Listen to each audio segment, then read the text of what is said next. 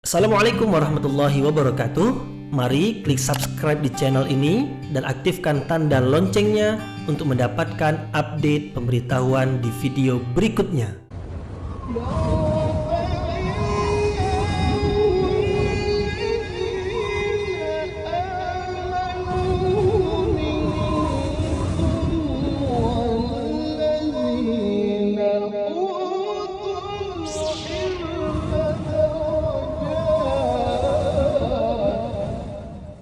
A'udzubillahiminasyaitonirrajim. Bismillahirrahmanirrahim. Assalamualaikum warahmatullahi wabarakatuh. Alhamdulillahirabbil alamin wa bihi nasta'inu ala umurid dunya waddin. Nasta'inuhu wa nastaghfiruh wa na'udzu billahi min syururi anfusina wa min sayyiati a'malina. فمن يهده الله فلا مضل له ومن يضلل فلا هادي له أشهد أن لا إله إلا الله وحده لا شريك له وأشهد أن محمدا عبده ورسوله لا نبي بعده أما بعد. Kita bersyukur kepada Allah Subhanahu wa taala yang masih melimpahkan rahmat dan nikmat. Kita bersyukur dengan mengucapkan Alhamdulillahirabbil alamin. Tidak lupa pula bersalawat kepada Rasulullah dengan mengucapkan Allahumma salli ala Sayyidina Muhammad wa ala ali Sayyidina Muhammad. Dan bersalam kepada Rasulullah dengan mengucapkan Assalamu alayka ya Rasulullah.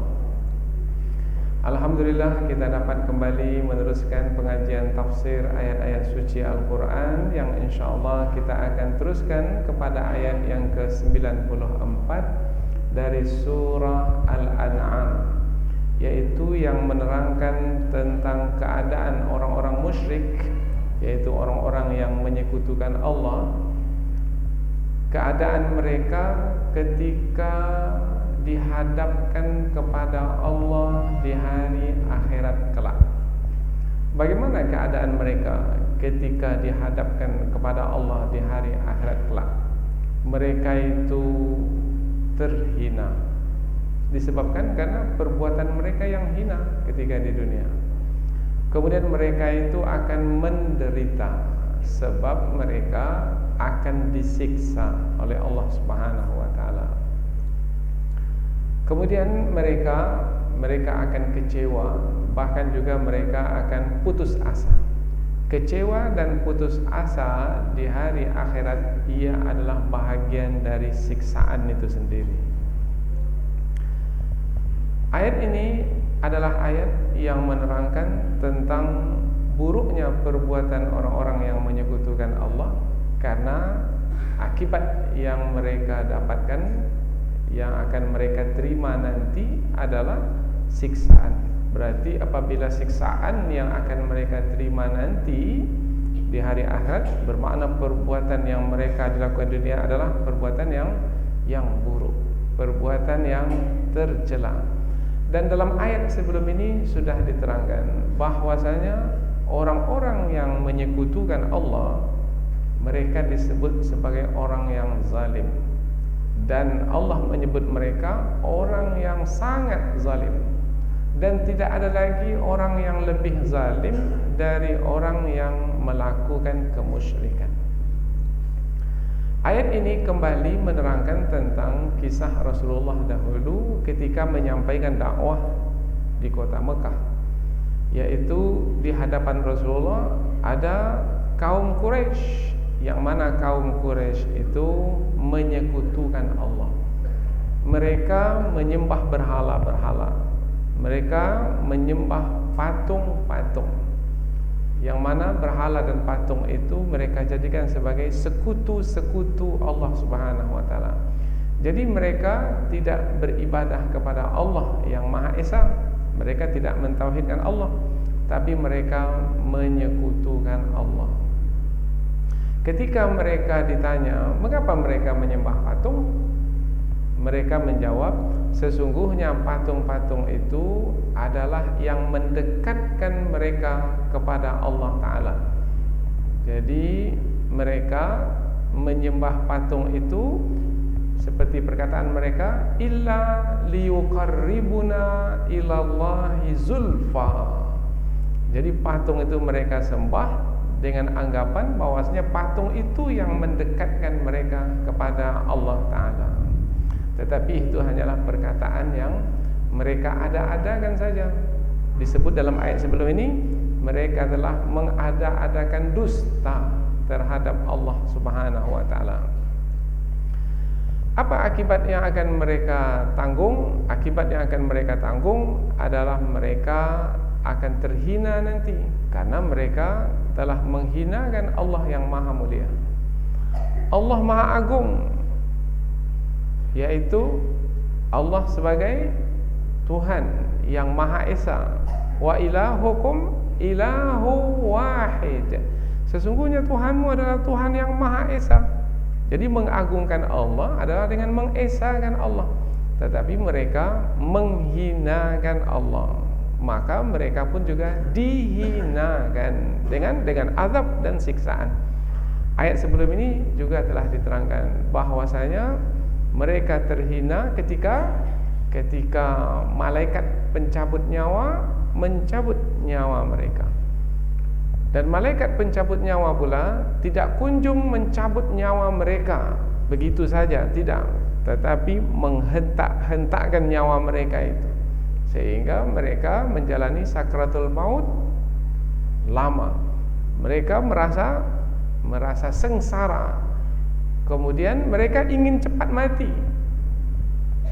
Kemudian malaikat pun mengatakan kepada mereka, kalau kamu mau cepat mati, maka kamu cabut sendirilah nyawamu, kamu keluarkan sendiri nyawamu. Sebenarnya perkataan itu adalah untuk menghinakan mereka, bahwasanya mereka adalah orang-orang yang tidak berkuasa, bahkan tidak berkuasa ke atas diri mereka sendiri, apalagi ke atas orang lain. Nah, apabila sebelum ini menerangkan tentang siksaan yang mereka terima ketika malaikat mencabut nyawa mereka, maka ayat yang akan kita pelajari ini pula adalah siksaan yang mereka terima ketika mereka dihadapkan kepada Allah Subhanahu wa Ta'ala. Berarti apabila ayat sebelum ini ketika mereka sakratul maut, kemudian juga ketika mereka dibawa ke hadapan Allah Subhanahu wa Ta'ala, maka sekarang pula yaitu ketika mereka akan dihisab oleh Allah Subhanahu wa Ta'ala. Apabila sebelum ini malaikat yang mengatakan kepada mereka, keluarkanlah nyawamu, sekarang pula Allah yang mengatakan kepada mereka, wahai orang-orang yang menyekutukanku dahulu ketika di dunia, sekarang kamu datang kepadaku sendiri-sendiri, dan tidak ada bersamamu berhala-berhala yang kamu sembah ketika kamu hidup di dunia, dan kamu akan mempertanggungjawabkan sendiri apa yang telah kamu lakukan selama hidup di dunia, dan berhala-berhalamu itu tidak akan membantumu. Bahkan berhalamu itu tak ada sekarang bersama denganmu. Telah hilang berhala-berhalamu itu darimu, dan terputuslah hubungan antara kamu dengan berhalamu itu. Maka alangkah hinanya kamu sekarang ini. Dahulu kamu menyembah berhalamu dengan harapan berhalamu akan membantumu, tapi sekarang berhalamu itu sudah hilang daripadamu. Terputus hubungan antara kamu dengan berhalamu. Maka jalanilah olehmu hidup dengan dirimu sendiri. Maka orang yang menyekutukan Allah ini akan ditangkap oleh malaikat, kemudian akan dirantai oleh malaikat, yang rantai itu panjangnya 70 depa. Kemudian mereka akan diseret di bumi mahsyar. Kemudian setelah itu mereka akan dihumbankan ke dalam neraka. Ini adalah balasan yang akan diterima oleh orang yang menyekutukan Allah.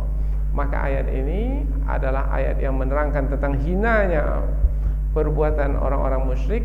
Maka ia adalah pelajaran yang sangat berguna bagi diri kita untuk memelihara diri kita dan keluarga kita dari perbuatan yang sangat tercela ini. Ku anfusakum wa ahlikum nara, pelihara dirimu dan keluargamu dari api neraka. Karena perbuatan syirik pada hari ini kita lihat sangat banyak sekali macam ragamnya.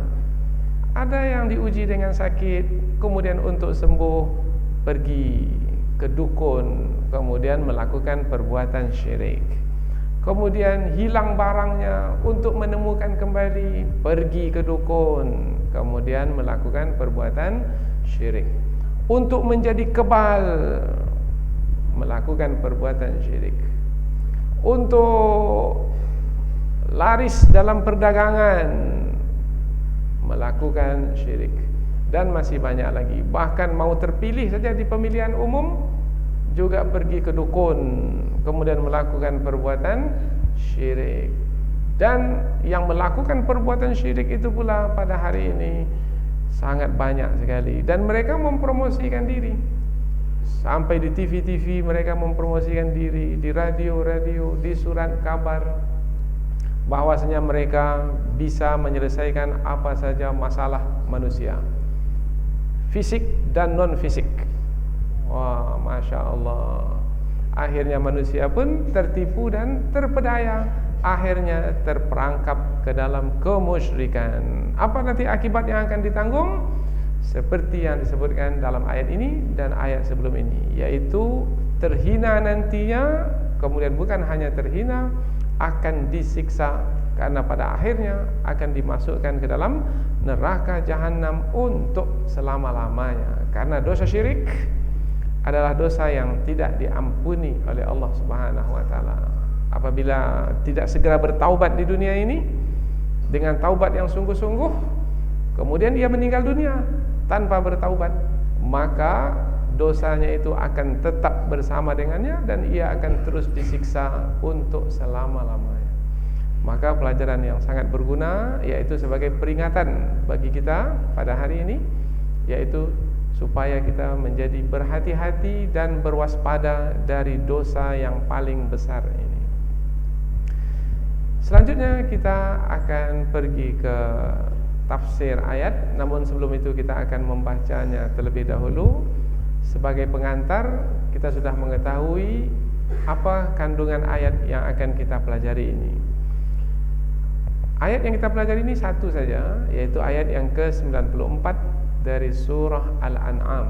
Allah Subhanahu wa taala berfirman, A'udzubillahi minasyaitonirrajim. Bismillahirrahmanirrahim.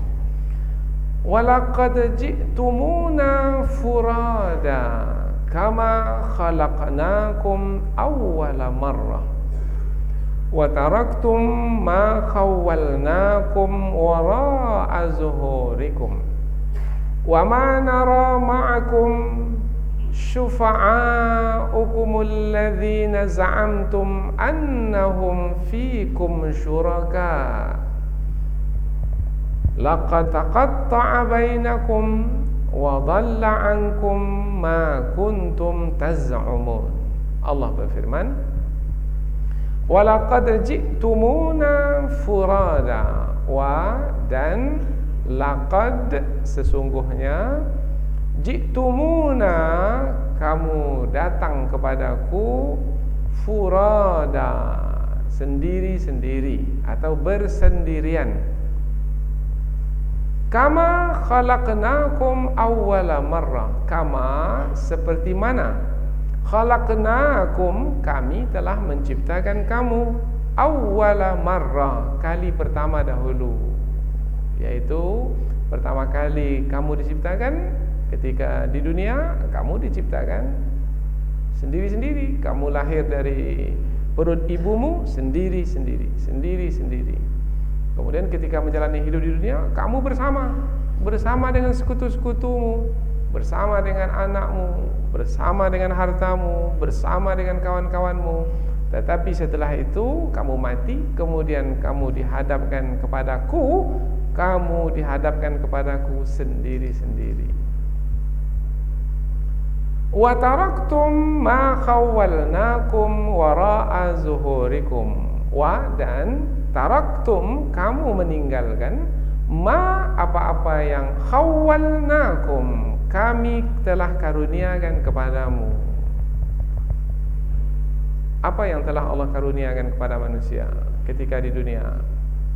Yaitu umpamanya harta benda, atau istri, atau suami, pasangan hidup, atau juga anak-anak dan keturunan, atau pengikut-pengikut.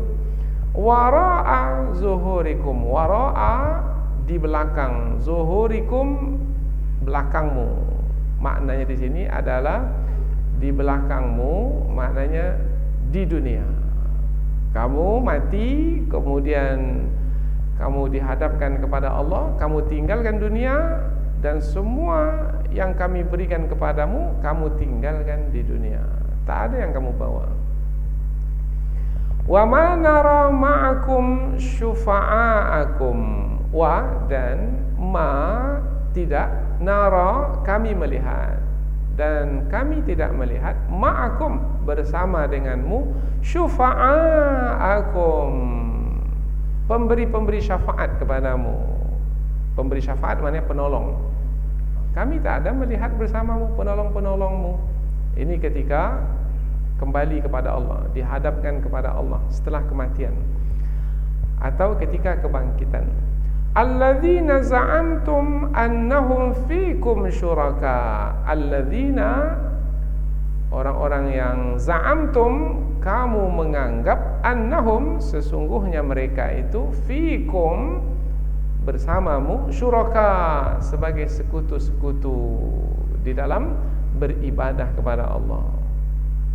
Kami tak ada melihat bersamamu ada penolong-penolongmu. Yang penolong-penolongmu itu adalah yang kamu anggap bahwasanya itu adalah sekutu-sekutu bagi Allah ketika kamu beribadah kepada Allah.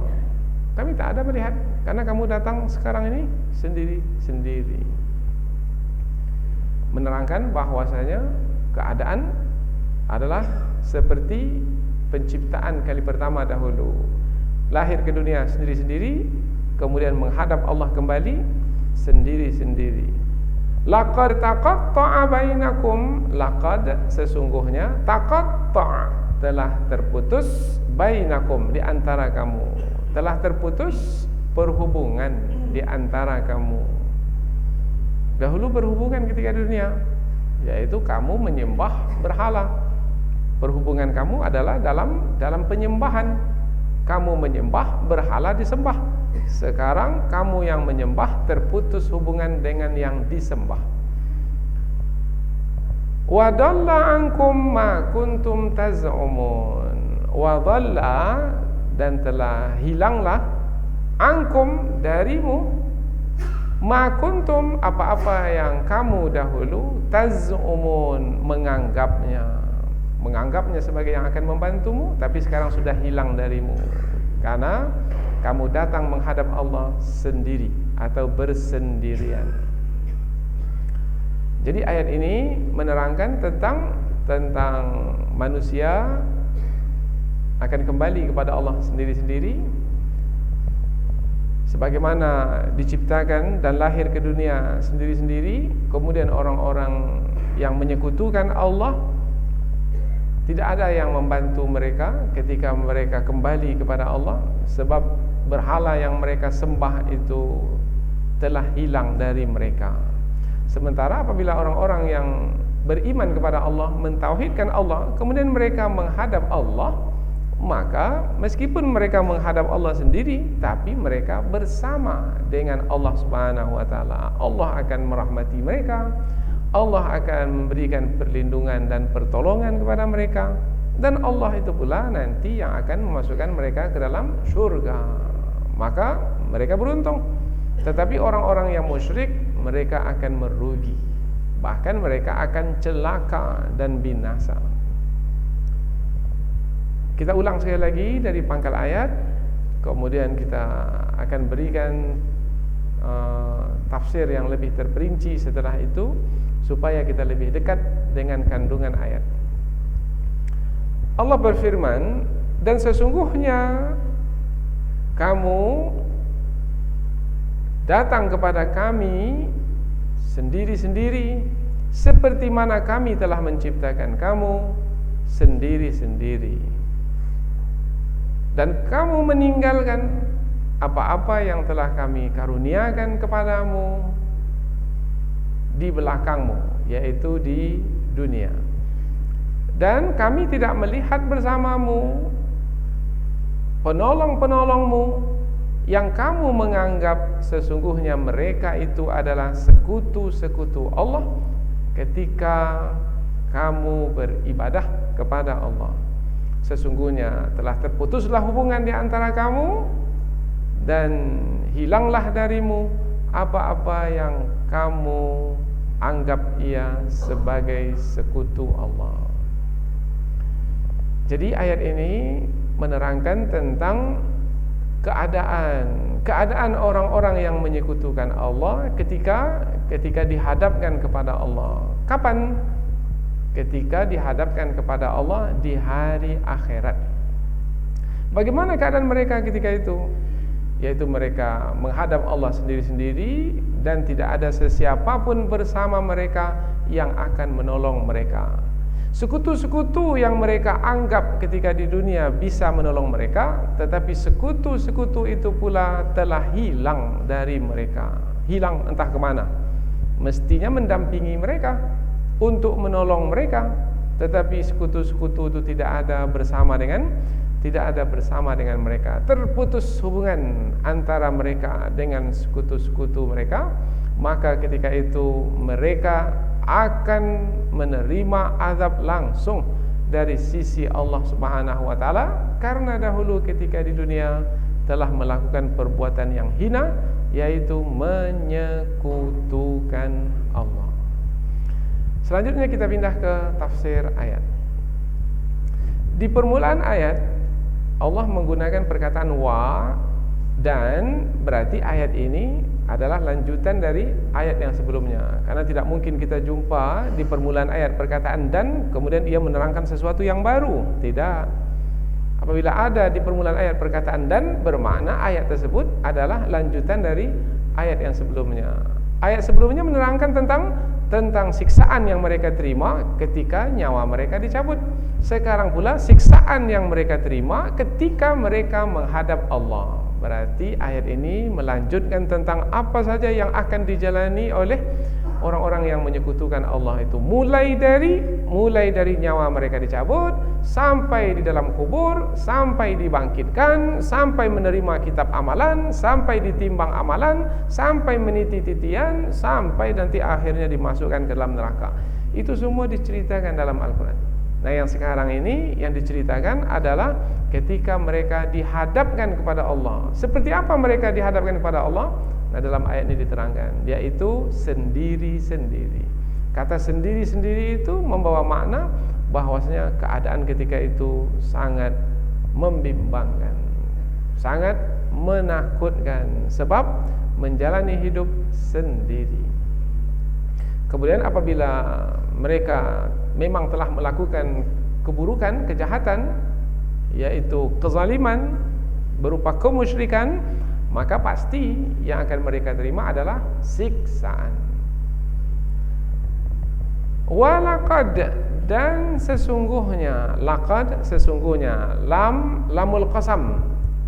Kalau lamul qasam bermakna lam sumpah, berarti Allah bersumpah ketika berfirman dengan ayat ini. Apabila Allah bersumpah, apa tujuannya? Tujuannya untuk menguatkan apa yang disampaikan ini. Sama dengan kita bersumpah. Mengapa kita bersumpah? Demi Allah, betul apa yang saya katakan ini. Nah, kita bersumpah itu untuk menguatkan apa yang kita sampaikan, sehingga orang yang mendengarkan perkataan itu sudah tidak ragu-ragu lagi. Begitu juga Allah menerangkan tentang apa yang disampaikan dalam ayat ini, yaitu sungguh nanti orang-orang musyrik itu akan menghadap Allah sendiri-sendiri. Sungguh bermakna seperti apa yang disebutkan di sini, seperti itu nanti yang akan berlaku. Walaqad, qad maknanya sesungguhnya, harfu tahqiq maknanya pasti akan berlaku seperti yang diberitahukan. Ji'tumuna, kamu datang kepada kami. Dan sesungguhnya kamu datang kepada kami furada, sendiri-sendiri. Kamu datang kepada kami. Kami di sini adalah Allah Subhanahu wa taala. Kamu di sini adalah orang-orang musyrik. Bermana Allah berkata kepada orang-orang musyrik. Kapan Allah berkata kepada orang-orang musyrik? Apakah ketika nyawanya dicabut itu, atau apabila ketika nyawanya dicabut, bermakna belum lagi berlaku akhirat, masih lagi di dunia ini, belum lagi berlaku kiamat, yaitu masih lagi di dunia ini, yaitu ketika nyawa mereka dicabut. Yaitu ketika nyawa mereka dicabut, mereka datang menjumpai Allah sendiri-sendiri. Apakah pada masa itu Allah mengatakan perkataan ini, atau pada hari akhirat nanti? Nah, apabila perkataan ini dikatakan ketika nyawa itu telah dicabut, bermakna ketika itu mereka akan meyakini yang dahulu mereka ketika di dunia masih lagi beranggapan bahwasanya berhala-berhala itu bersama mereka, maka sekarang pastilah bagi mereka bahwasanya berhala itu tidak ada lagi bersama mereka, karena mereka datang menghadap Allah sendiri-sendiri. Walaqad ji'tumuna, bermakna apabila perkataan ini dikatakan, yaitu ketika ruh itu dicabut dari badan, maka berarti perkataan ini masih lagi ketika di dunia ini. Tapi yang menjadi masalah adalah apabila perkataan ini Allah mengatakannya di akhirat, kemudian Allah menggunakan fi'il madi, ji'tumuna. Kalau fi'il madi, kata kerja bentuk lampau, semestinya apa yang dikatakan ini adalah telah berlalu, sementara hari akhirat itu adalah yang akan datang. Semestinya kata kerja yang digunakan bukan kata kerja bentuk lampau, tapi kata kerja bentuk yang akan datang. Istilahnya dalam bahasa Arab bukan fi'il madhi, tetapi fi'il mudhari'. Tapi di sini disebut fi'il madhi. Tetapi tadi dikatakan apabila Allah mengatakannya nanti di hari akhirat, mengapa Allah menggunakan fi'il madhi sementara perkataan itu nanti baru dikatakan?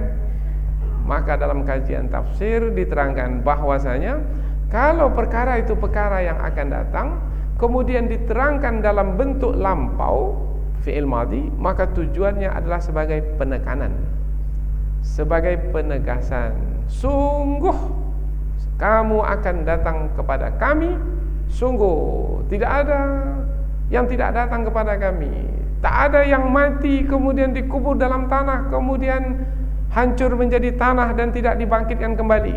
Tidak, semuanya pasti akan datang menjumpai kami. Nah, pasti datang, tegas, Allah menggunakan fi'il madhi dan diperkuat dengan lam sumpah, la, kemudian ditambah pula dengan hafrul tahqiq, sehingga menegaskan lagi tentang kembali kepada Allah. Jadi tidak ada yang tidak kembali kepada Allah. Semua kita ini akan datang menemui Allah.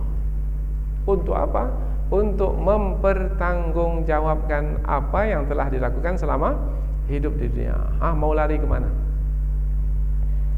Sombong ketika di dunia sehingga melakukan kejahatan, mau lari kemana? Karena pada akhirnya akan menghadap Allah juga untuk mempertanggungjawabkan apa yang telah dilakukan.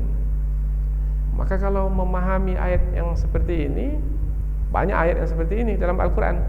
Kalau memahami ayat-ayat yang seperti ini, maka seseorang itu tidak akan berani untuk melakukan kejahatan di dunia ini. Sebab apa yang dia buat, ia akan bertanggungjawabkan di hadapan Allah, dan tidak ada yang terkecuali dari dihadapkan kepada Allah. Walaqad ji'tumuna. Kemudian kata furada, sendiri-sendiri. Imam Ibnu Ashur dalam tafsir beliau menerangkan bahwasanya furada ini adalah jamak dari fardan, sigatnya apanya, wazannya sama dengan sakran, sukara. Maka fardan, furada, sendiri-sendiri.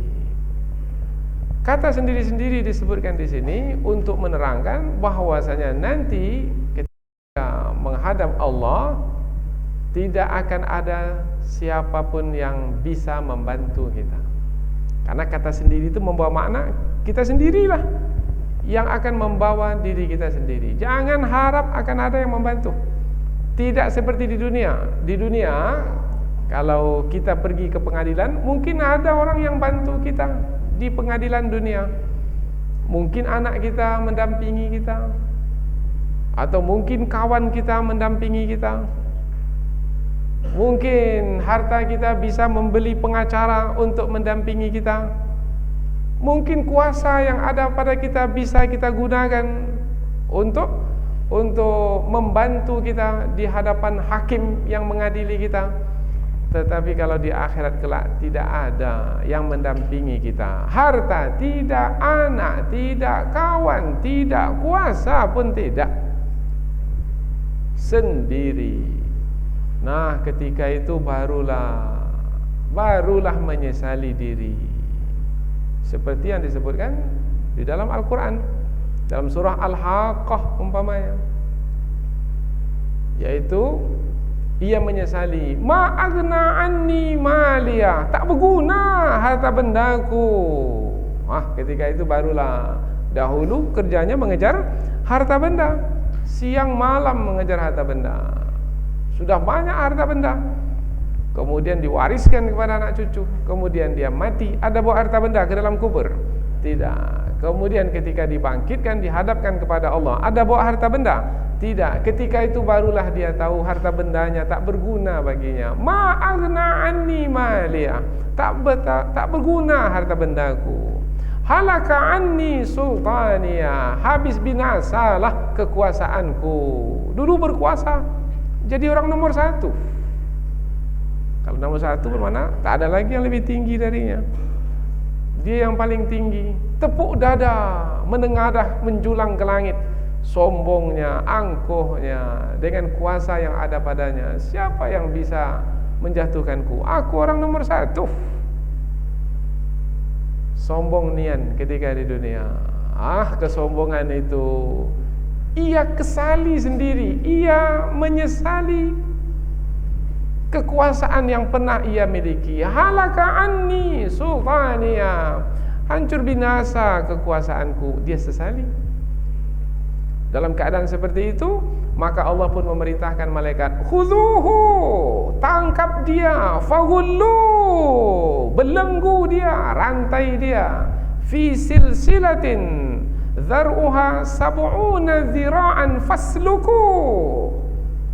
Rantai dia dengan rantai besi yang panjangnya 70 depa. Fasluku, seret dia di padang pasir panas itu. Apa sebab? Ayat berikutnya menyebutkan, innahu kana la yu'minu billahil azim. Sebab dia tak mau beriman kepada Allah yang maha agung, yaitu tidak mentauhidkan Allah yang maha agung. Ia menyekutukan Allah, ia melakukan dosa syirik ketika di dunia. Terimalah akibatnya. Kalau kita mendapati ayat-ayat yang seperti ini, maka membuat kita menjadi kecut hati. Karena semua yang dibuat akan dipertanggungjawabkan dan akan datang menjumpai Allah sendiri tanpa ada siapa yang membantu. Jangan bangga-banggakan lagi. Anak saya lawyer, pengacara handal di kota ini. Tak ada gunanya anak pengacara itu ketika di hari akhirat kelak. Anak itu sendiri pun akan diacarakan nanti oleh Allah Subhanahu wa taala, dan masing-masing akan kembali sendiri-sendiri. Kama khalaqnakum, seperti mana kami menciptakan kamu. Seperti mana kami menciptakan kamu awwala marrah, kali pertama dahulu. Kali pertama dahulu kapan Allah menciptakan manusia? Bermakna ada dua penciptaan. Penciptaan kedua ketika kebangkitan. Penciptaan pertama ketika di dunia. Ketika di dunia manusia dilahirkan dalam penciptaannya tidak bawa apa-apa. Ada bawa harta? Tidak. Ada langsung berkuasa? Tidak. Lahir ke dunia sendiri tidak bawa apa-apa. Pakaian pun tak ada bawa. Ada bawa sendal ketika lahir? Tidak. Dan nanti di hari akhirat manusia pun dibangkitkan dalam keadaan tidak berpakaian, tidak memakai sandal, tidak memakai alas kaki, dan dalam keadaan tidak berkhitan. Yaitu apabila berkhitan sudah dipotong, maka nanti dibangkitkan dalam keadaan tidak berkhitan. Seperti mana diciptakan dahulu ketika lahir dari perut ibu, ketika itu pula dibangkitkan kembali. Tak ada pakaian, tidak beralas kaki. Bumi masal itu bumi yang panas, tidak beralas kaki. Kemudian tidak pula dikhitan. Bermakna semua anggota tubuhnya sempurna. Seperti mana diciptakan. Nah, sampai kepada ayat seperti ini, Rasulullah menyampaikan mau'izah, peringatan. Ya ayuhan nas, wahai manusia, innakum tuhsyarun yaumal qiyamah ilallah. Sesungguhnya kamu ini akan dibangkitkan di hari akhirat kelak kepada Allah Subhanahu wa taala. Hufat, yaitu dalam keadaan tidak beralas kaki. Urat, yaitu tidak berpakaian. Ghurla, dalam keadaan tidak dikhitan. Mendengar hadis ini, maka Aisyah pun bertanya, ya Rasulullah, ar-rijal wan nisa jami'an. Sesungguhnya laki-laki banyak, manusia banyak, kemudian mereka itu dibangkitkan, kemudian berkumpul, yanzuru ba'duhum ila ba'din. Nanti sebahagian mereka melihat sebahagian yang lain. Ini perkataan Aisyah. Kemudian Rasulullah menjawab, wahai Aisyah, al-amru yawma idzin, urusan pada hari itu amat berat. Asyaddu ayyuhimmahum, sesungguhnya urusan pada hari itu amat berat sekali, amat dahsyat sekali, yang tidak akan memberi peluang kepada mereka untuk ayanzura ba'dhum ila ba'd. Tidak akan memungkinkan sebahagian mereka untuk melihat sebahagian yang lain. Kemudian Rasulullah pun berfirman, likullim ri'im minhum yawma idzin sya'nu yughni. Masing-masing diri pada hari itu sibuk dengan diri masing-masing.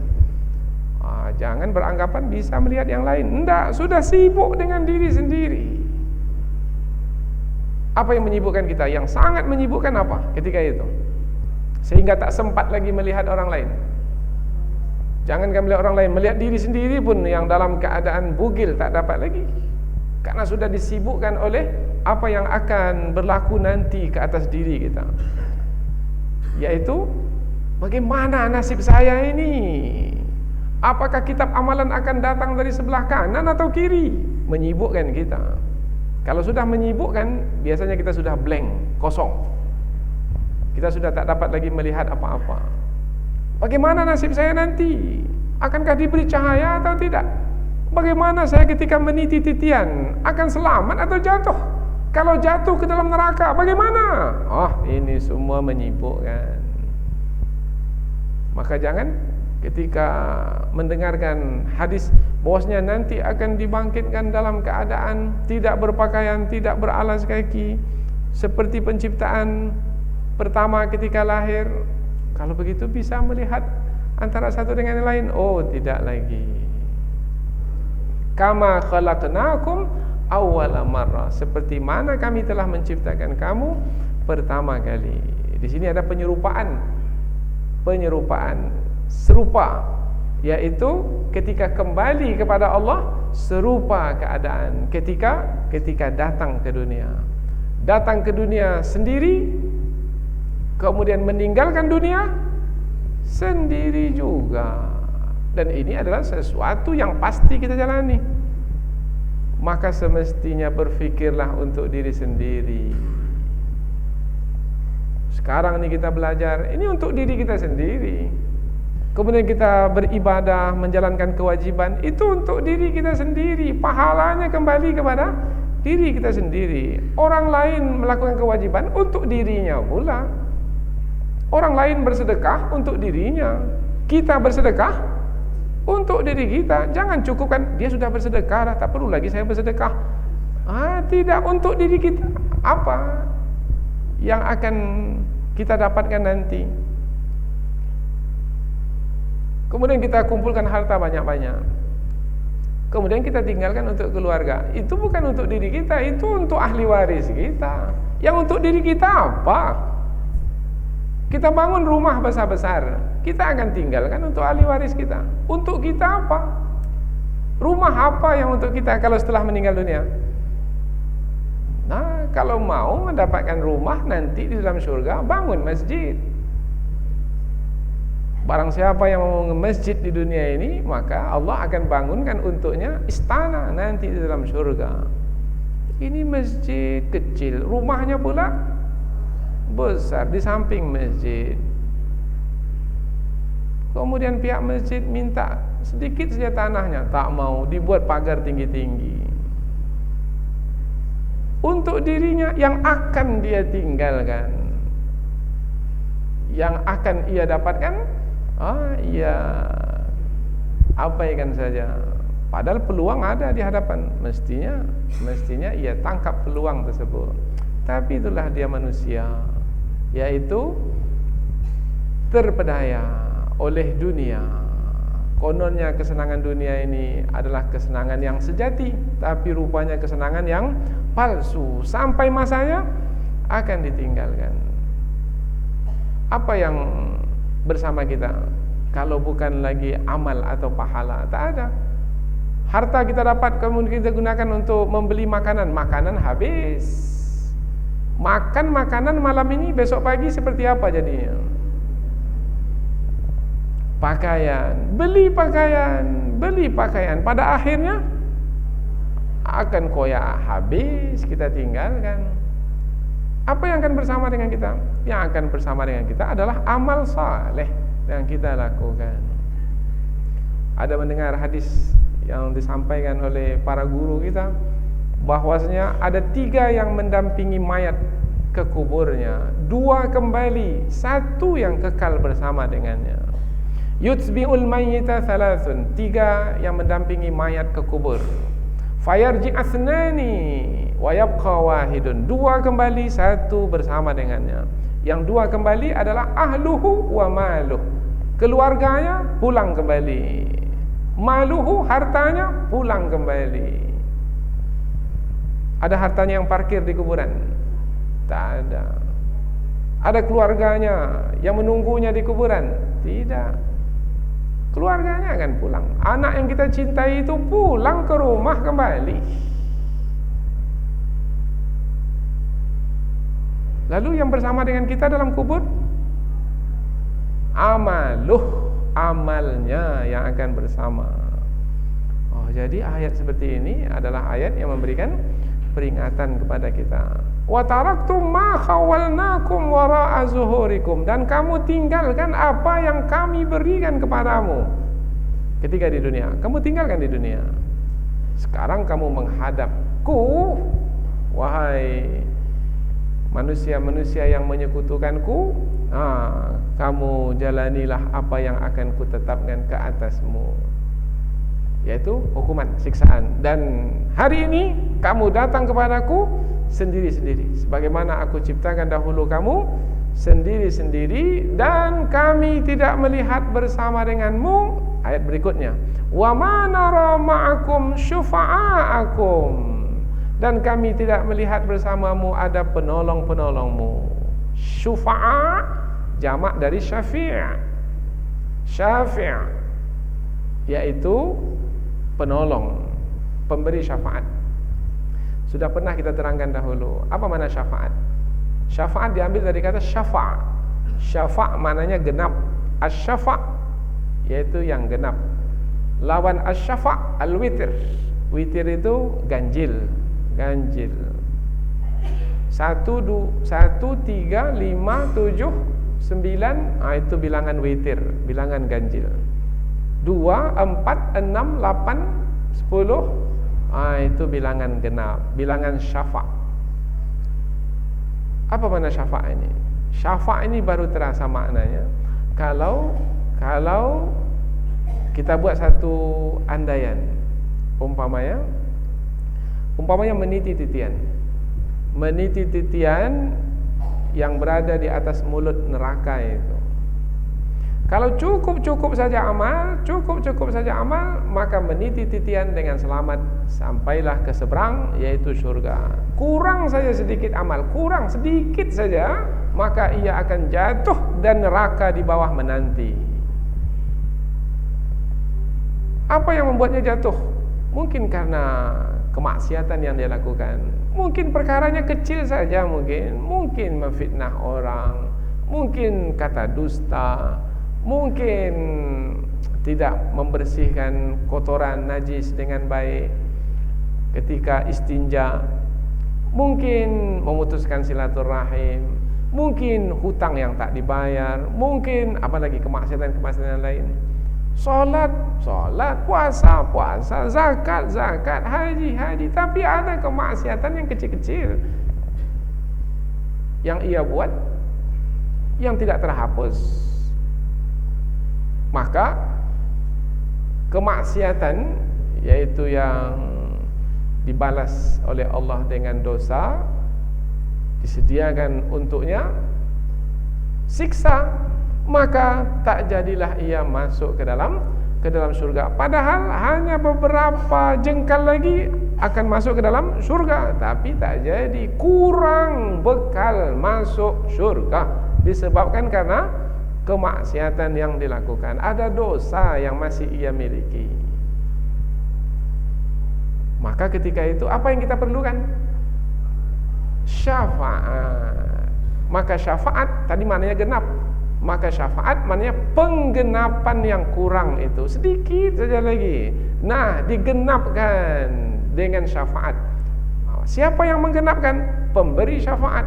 Siapa yang memberikan syafaat? Hanya Allah yang memberikan syafaat. Walillahi syafa'atu jami'a. Milik Allah lah syafaat itu sepenuhnya. Kemudian ada orang-orang yang Allah izinkan untuk memberi syafaat. Man dzalladzi yashfa'u 'indahu illa biiznillah. Tidak ada di sana yang bisa memberikan syafaat kecuali dengan izin Allah. Siapa yang Allah izinkan untuk memberi syafaat? Umpamanya Nabi Muhammad diizinkan memberi syafaat. Siapa lagi? Orang tua kita umpamanya, atau anak yang saleh yang hafal Al-Quran, atau umpamanya para ulama, atau siapa saja yang Allah izinkan untuk memberi syafaat. Adapun patung atau berhala, Allah izinkan untuk memberi syafaat? Tidak.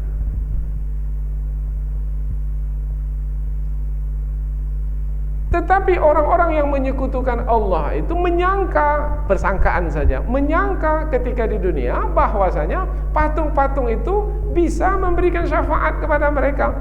Maka Allah pun menyampaikan kepada mereka, mana dia patung-patungmu itu yang akan memberikan syafaat kepadamu? Mana yang kamu sangkakan dahulu di dunia, ia bisa memberikan syafaat untuk menggenapkan kekuranganmu sehingga kamu tidak masuk ke dalam api neraka. Mana dia?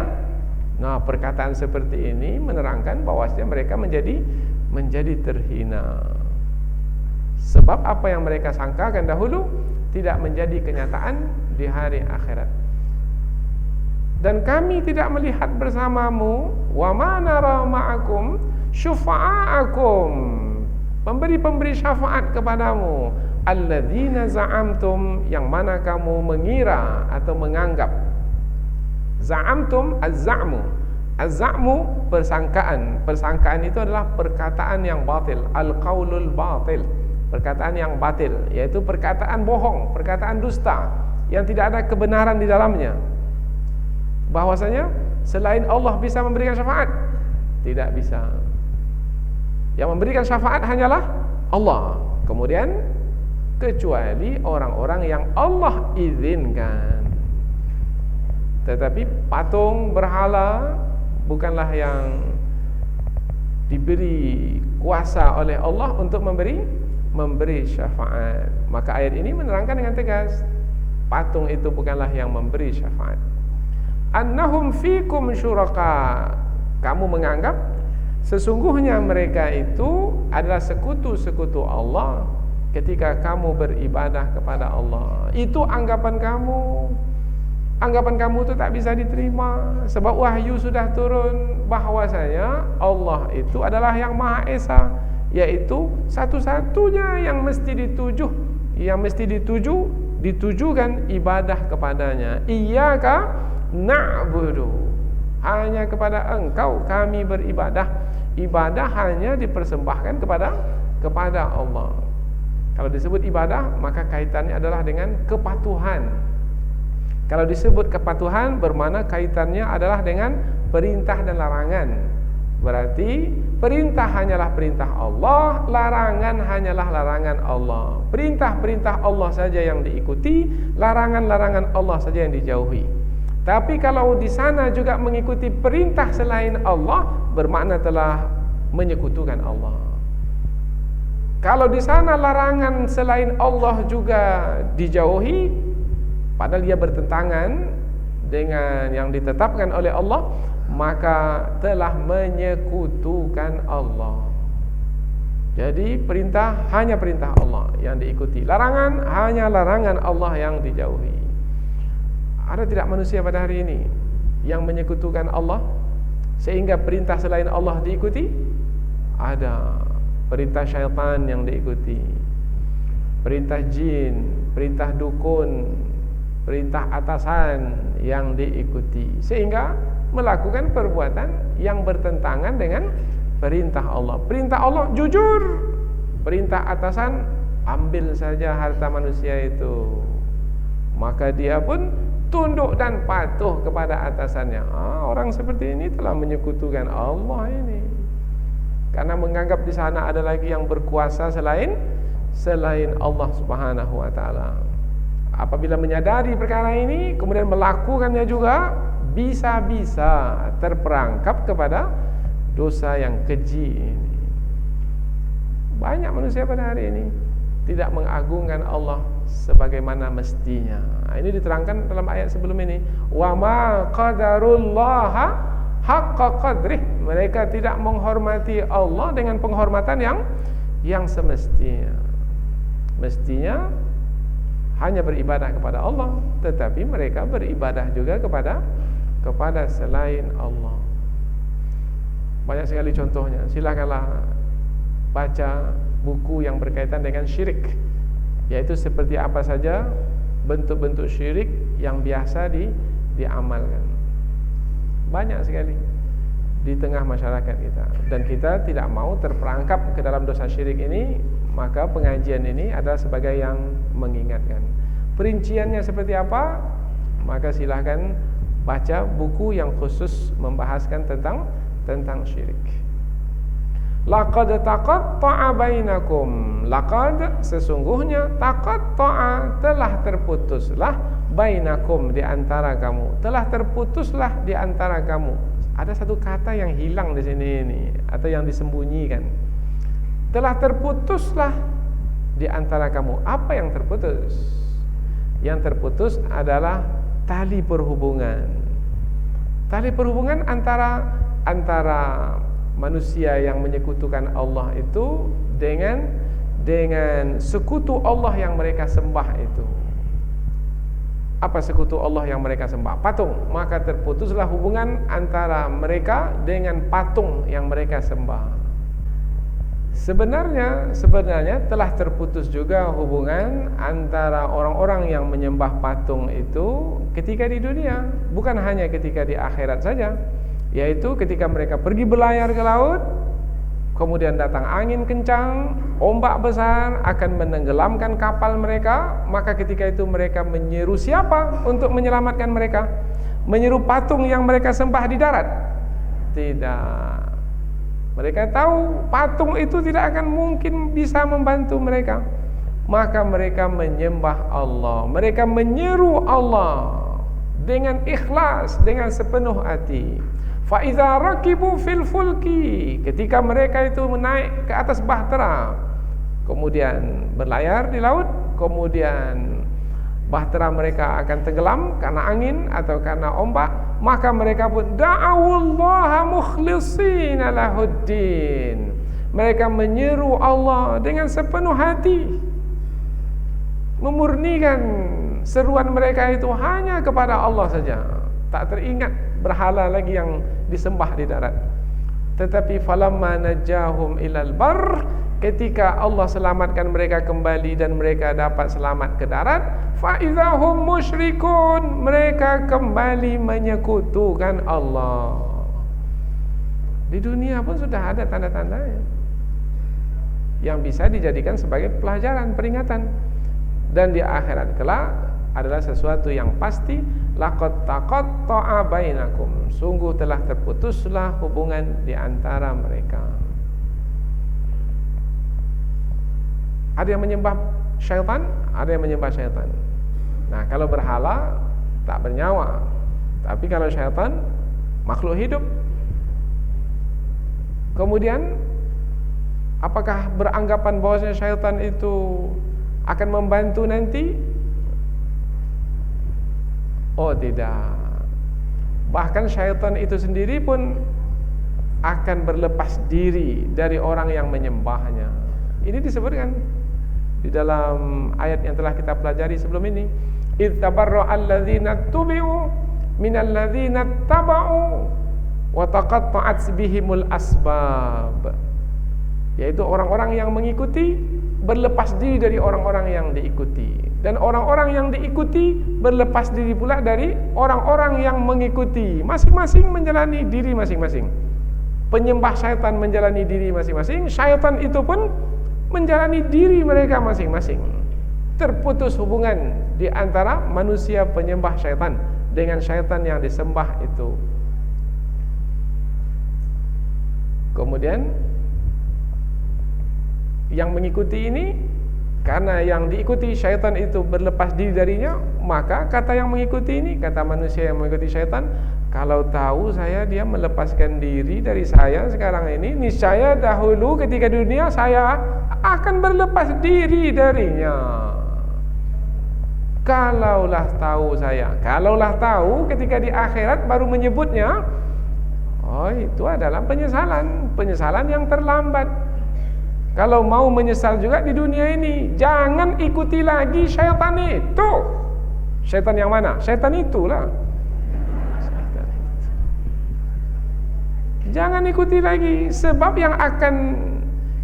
yang diikuti itu nanti akan berlepas dari kita. Menyesal saya mengikuti kamu dahulu ketika dunia, kamu tak bantu aku sekarang ini. Maka kata yang diikuti pula, mengapa kamu ikuti aku dulu di dunia? Ada aku suruh kamu mengikutiku. Maka ketika itu menyesallah ia. Menyesal kemudian tidak ada gunanya. Laqad taqatta'a bainakum, maka terputuslah hubungan di antara mereka. Wa dhalla ankum ma kuntum taz'umun, dan hilanglah darimu atau lenyaplah darimu apa-apa yang kamu anggap dahulu sebagai yang akan menolongmu, tapi sekarang tidak ada lagi bersama denganmu. Kamu jalani hidup sendiri, yaitu hukuman atau siksaan yang Allah tetapkan ke atasmu, kamu jalani sendiri, dan tidak ada siapa yang bisa membantumu untuk meringankan azab itu darimu, atau membantumu untuk melepaskan azab itu darimu.